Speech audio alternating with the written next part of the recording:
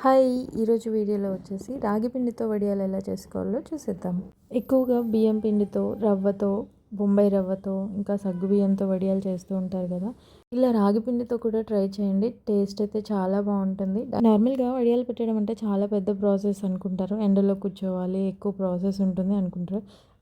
అదేమీ అవసరం లేకుండా ఫ్యాన్ కిందనే పెట్టేయొచ్చు ఈ వడియాలైతే. దానికోసం అయితే ఒక పావు కప్పు వరకు సగ్గుబియ్యం తీసుకొని ఫైన్ పౌడర్లా పట్టుకొని ఇలా ఒక బౌల్లో వేసుకోవాలి.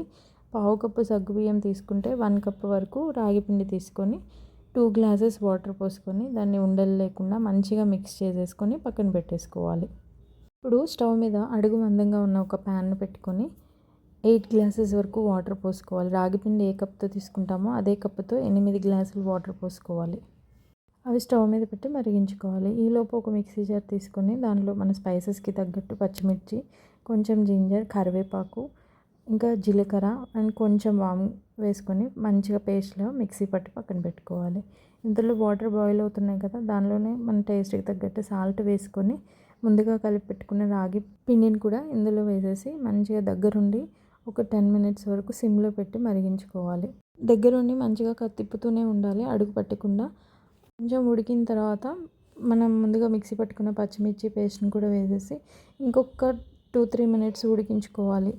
మొత్తం ఉడికిపోయిన తర్వాత స్టవ్ ఆఫ్ చేసి పూర్తిగా చల్లారిన తర్వాత ఒక తడి క్లాత్ తీసుకొని మంచిగా వడియాల్లా ఒక స్పూన్తో కానీ గరిటెతో కానీ ఇలా పెట్టుకొని ఫ్యాన్ కింద పెట్టేసుకున్నా పర్లేదు, ఎండలో పెట్టుకున్నా పర్లేదు.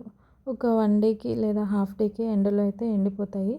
పూర్తిగా ఎండిన తర్వాత క్లాత్కి బ్యాక్ సైడ్ ఇలా వాటర్ స్ప్రింకిల్ చేసి రిమూవ్ చేసుకొని మళ్ళీ ఒక 1 డే ఎండలో పెట్టుకున్నామంటే వడియాలు అయితే రెడీ అయిపోతాయి.